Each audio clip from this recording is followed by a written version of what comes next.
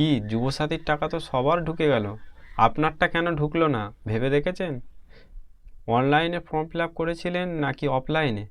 Online offline মিলিয়ে গড় মিলিয়ে মোটামুটি সবারই পয়সা ঢুকে গেছে, আপনার কেন ঢোকেনি সেটা খোঁজ নিয়ে দেখেছেন কি? চলুন আমি আপনাকে বলছি, মোবাইলের স্ক্রিনে চলুন। দেখুন, যুবসাথী প্রকল্পে টাকা না ঢোকার মুখ্য কারণ হতে পারে আপনার ব্যাঙ্ক অ্যাকাউন্টের সঙ্গে আধার কার্ডের লিঙ্ক নেই। তার জন্য আপনাকে সবার আগে ব্যাঙ্ক অ্যাকাউন্টের সঙ্গে আধার কার্ডের লিঙ্ক করতে হবে। তাই সবার আগে আপনাকে চলে যেতে হবে গুগল ক্রোমে দেখতে পাচ্ছেন, গুগল ক্রোমে ক্লিক করবেন। ক্লিক করে সার্চ বারে যাবেন। সার্চ বারে গিয়ে লিখবেন এনপিসিআই লিখে সার্চ দেবেন।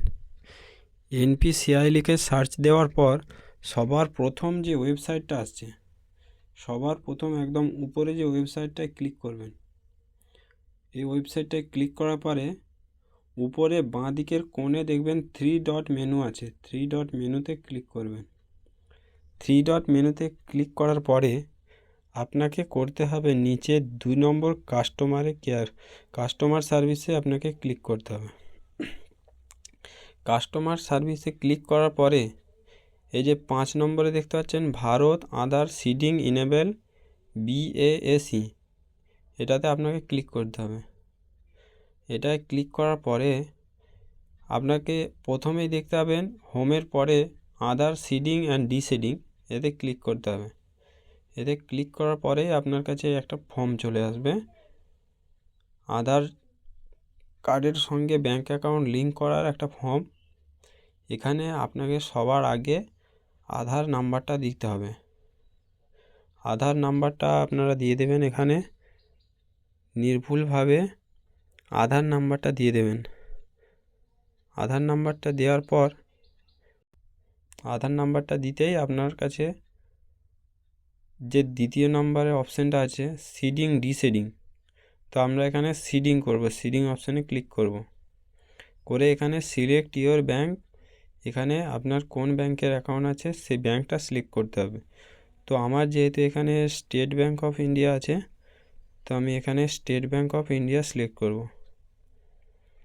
আপনাদের যার যে ব্যাঙ্কটা আছে সেই ব্যাঙ্কটাই কিন্তু সিলেক্ট করবেন। এখানে অন্য ব্যাঙ্ক সিলেক্ট করলে কিন্তু হবে না, ঠিক আছে? আপনাদের যেই ব্যাঙ্কটা আছে সেই ব্যাঙ্কেই মানে সিলেক্ট করতে হবে। যেই ব্যাঙ্কটা মানে আপনাদের ধরুন অনেক ব্যাঙ্ক থাকতে পারে, তবে যেই ব্যাঙ্কটা আপনি যুবসাথীতে দিয়েছেন সেই ব্যাঙ্কটাই সিলেক্ট করবে। আমি এখানে স্টেট ব্যাঙ্ক দিয়েছি, স্টেট ব্যাঙ্কটাই সিলেক্ট করলাম।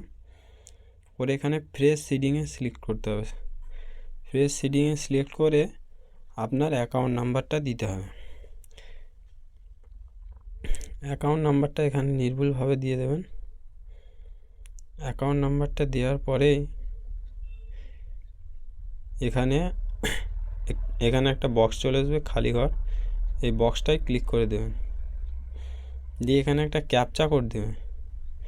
এই ক্যাপচা কোডটা আপনাকে টাইপ করতে হবে 321645। এই ক্যাপচা কোডটা টাইপ করে সাবমিট করে দিতে হবে।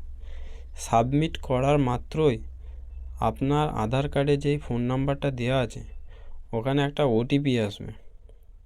সেই ওটিপিটা আপনি দিয়ে এখানে কনফার্ম করে দিলেই আপনার কিন্তু আধার কার্ডের সঙ্গে ব্যাঙ্ক অ্যাকাউন্টটা লিঙ্ক হয়ে যাবে। আমার কিন্তু করা আছে, তাই জন্য আমি এখানে করলাম না। তো আপনারা এখানে সাবমিটে ক্লিক করলেই আপনাদের ওটিপি চলে আসবে। ওটিপিটা দিয়ে আপনি কনফার্ম করলেই আপনার ব্যাঙ্ক অ্যাকাউন্টের সঙ্গে আধার কার্ডের লিঙ্ক চলে আসবে এবং আশা করছি আপনার যুবসাথীর টাকাটা আর ফেল দেখাবে না, এবার সরাসরি আপনার ব্যাঙ্ক অ্যাকাউন্টে ঢুকে যাবে। তো বন্ধুরা, ভিডিওটি ভালো লাগলে অবশ্যই লাইক দেবেন। আর আপনি অনলাইনে ফর্ম ফিল আপ করেছিলেন নাকি অফলাইনে কমেন্টে জানাবেন। আর এরকম আরও হেল্পফুল ভিডিও পেতে আমার ইউটিউব চ্যানেলটিকে ফলো করে রাখুন।